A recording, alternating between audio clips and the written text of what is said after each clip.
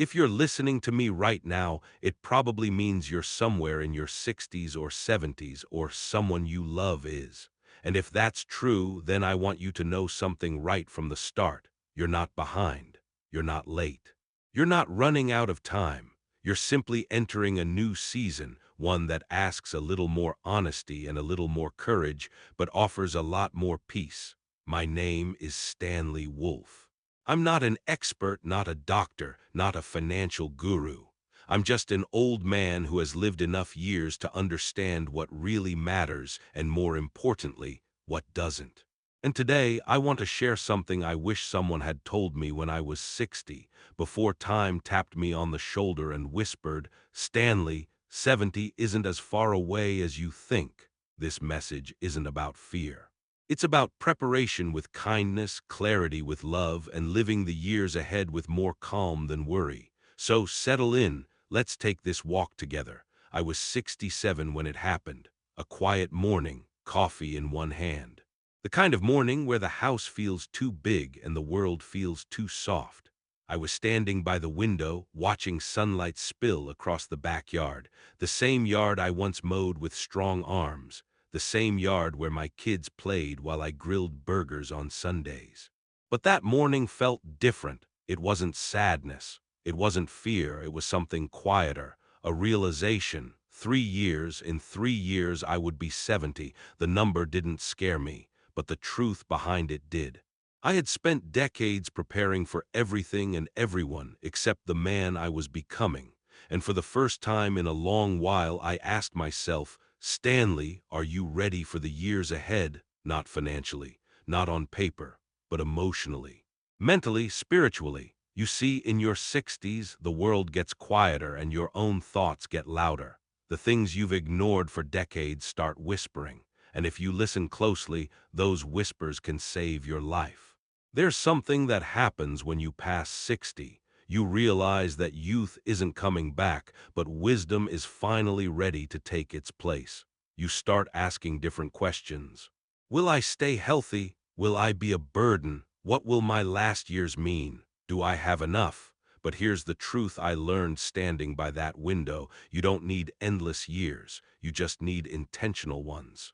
And you still have time. Time to prepare, time to choose differently, time to lighten your load, time to build peace instead of collecting worry. 70 isn't an ending. It's a doorway, a bridge between who you were and who you get to be next. But to cross it well, you have to stop drifting. You have to choose. Let me tell you something embarrassing. For years, I avoided looking too closely at my finances, not because they were bad, but because I was tired. Grief tired, work tired, life tired. Maybe you know that feeling. So one day I sat down at my old kitchen table with a stack of papers, bank statements, insurance policies, social security estimates, Medicare letters, all the things I kept shoving in drawers to deal with later. And for the first time, I faced the numbers without fear. And here's what I discovered. I wasn't broke, but I wasn't prepared either. I was paying for subscriptions from 10 years ago. I was losing money to taxes I didn't need to pay. I hadn't updated my beneficiaries since before my wife passed. That one hurt, but avoiding it didn't protect me. It only delayed the peace I needed. So I cleaned it all up. I consolidated accounts. I reviewed my Medicare coverage. I talked to my kids, not to ask for help, but to give them clarity. I organized everything in a single folder labeled "If something happens." And you know what? Clarity feels better than comfort. You don't need to be rich to relax. You just need to know where you stand. If you want my advice from one old soul to another, start with one sheet of paper, look at one account, make one phone call. You don't need to fix it all today, but you do need to begin. After organizing my finances, I noticed something surprising. My house felt heavy, not physically, emotionally. Drawers filled with old letters. Closets filled with clothes I hadn't worn since Clinton was president. Boxes I never opened after my wife passed. You know the kind of box I mean, the box you touch but never open because you're afraid of what it might remind you of. So I ask myself one simple question: does this still serve my life today? Some things stayed, some things left. And for the first time in years, I felt light again. But emotional housekeeping isn't just about objects.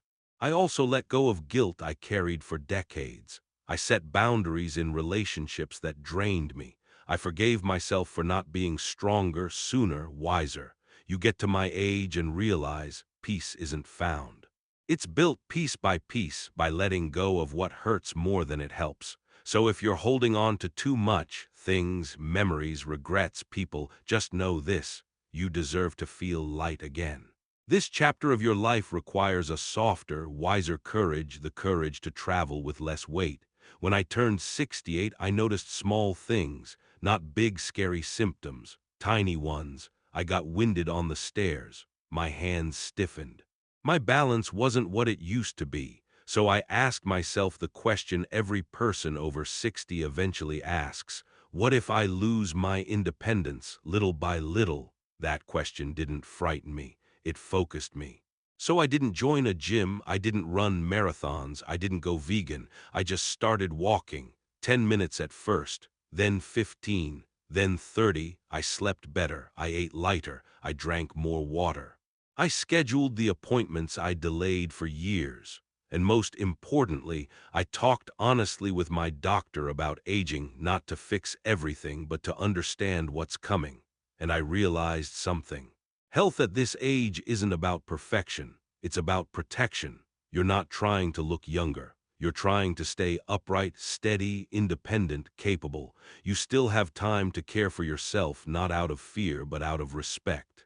Shortly after I turned 70, I sat in the backyard again, the same place where that realization first struck me, and I asked myself, what do I want my remaining years to mean?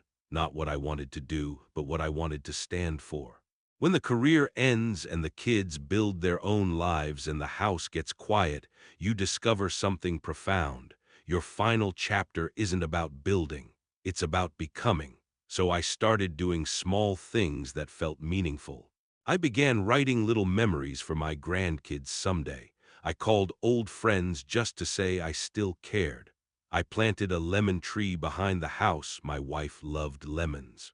And I tried being present in a way I never really was when life was busy. Here's what I realized. Legacy isn't money. It isn't property. It isn't a name on an estate document. Legacy is the feeling people carry when they think of you. A softness, a kindness, a presence. So if you're listening to this and you wonder what your last years should stand for, remember this: meaning isn't behind you. It's in front of you in every small, intentional moment you choose. Before I finish, I want to share the most important thing I've learned. I used to think life changed through big, dramatic decisions, retirement moves, downsizing, reinvention. But the truth is simpler.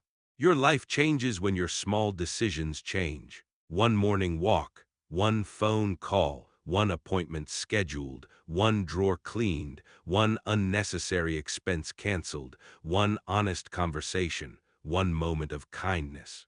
At 72, I don't chase milestones, I follow momentum. And momentum begins with one thing: choice. Not tomorrow's choice, today's. If you're still here with me, it means something in this message touched you. And I want you to take that as a sign not of fear, but of readiness. Readiness to live the years ahead with more intention than regret, more clarity than confusion, more courage than hesitation, and more peace than worry.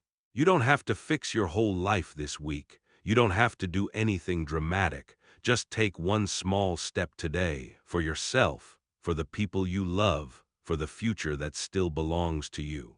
You've spent your entire life giving to others. Now you get to give something back to yourself. And my friend, you deserve that. Thank you for walking with me. Take good care of yourself. You've earned it.